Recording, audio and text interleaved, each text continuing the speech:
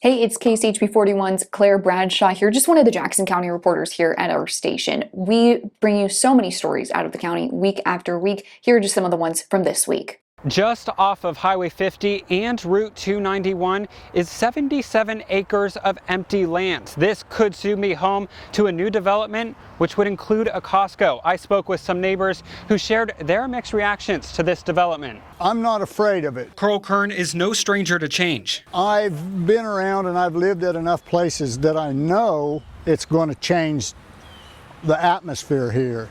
But that's just part of what you got to pay for, I guess, to get something closer to you. His feelings aren't those of concern, rather welcoming the additions. I think it'd be nice. I wouldn't have to drive all the way to Timbuktu to shop at Costco. The City of Lee's Summit Planning Commission moved the plans forward for phase 1 of the developments during November's meeting. This portion would bring hundreds of housing units and a variety of restaurants with the Costco. What do you think having a Costco here in Lee's Summit, what would that say about this area?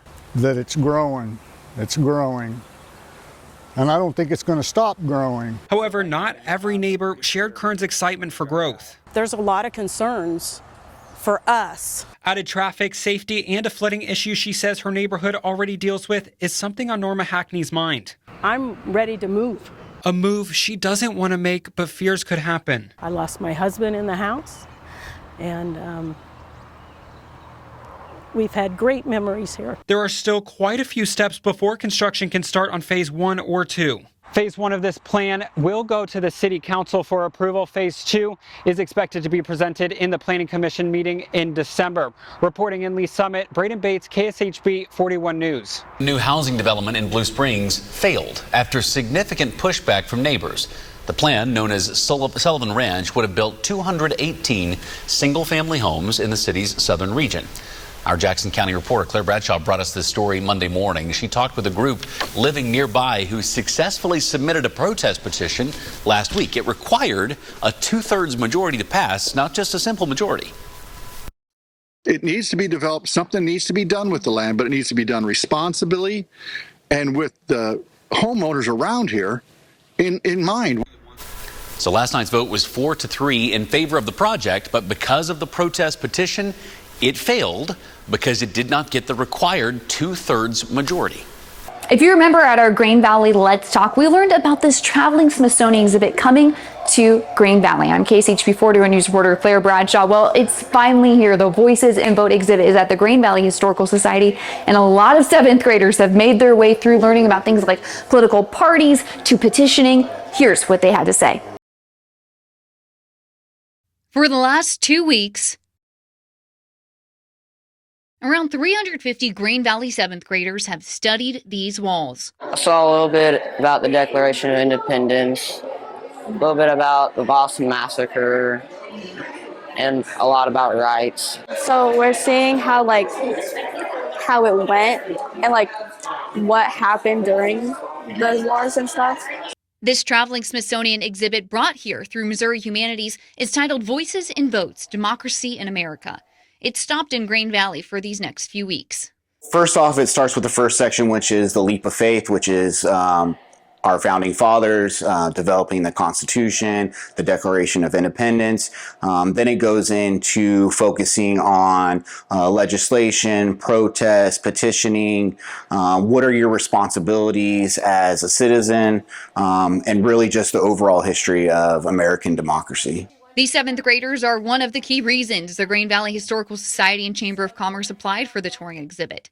Their grant application was written with learning in mind because this field trip aligns with what those 7th graders are learning in class right now. So the 7th graders are done. The high schoolers will come here next week. If you want to come, it's open Wednesdays and Saturdays from 10 to 4. Again, we're in the Green Valley Historical Society, or you can come Thursdays, Fridays, and Sundays from 1 to 4. Reporting in Green Valley, I'm Claire Bradshaw, KCHB 41 News. Under a new Missouri law, bars and restaurants will be allowed to sell alcohol until 5 a.m. during the World Cup, but not everyone is eager to take advantage. Ready to get your hat. I found Lindsay Schamberg tending bar Wednesday at Johnny's Tavern in Shawnee. Thanksgiving plans were a big topic of conversation. I don't eat green bean casserole. What? Those are all the good things. Lindsay is open to the idea of extending hours and alcohol sales during the World Cup. Wow. Would you be cool with that?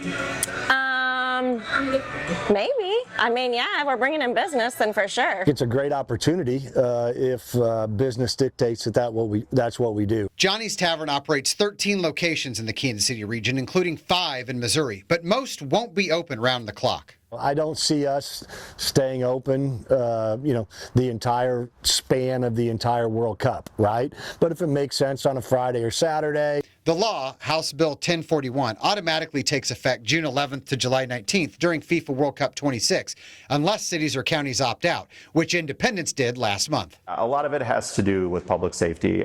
We know that our public safety officials are going to be taxed when FIFA's here. The Lee Summit City Council tabled an opt-out ordinance Tuesday until next month, but city officials in Kansas City, Missouri, Gladstone, Liberty, and Raymore said they don't plan to take any action to opt out. You hit the nail on the head with Kansas City. We have quite a few 3 a.m. licenses, so that's just 2 extra hours. And they're ready to keep the World Cup party rolling even longer. It's been a long time for me, but if you've ever been out at 3 in the morning, it's not like it's crickets. I mean, they are rocking at 3 in the morning. City officials in Belton, Blue Springs, Rayton, and Grandview said they're still discussing whether or not to opt out.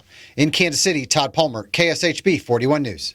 So that's what we've been covering for the last week or so. If you want to reach out to myself, Todd, or Braden, here are emails right here. I'm up top, Todd right here, and Braden down here. We're always just an email away if you have questions about any of the stories you just saw, or if you have a story idea for us yourself. Until next week.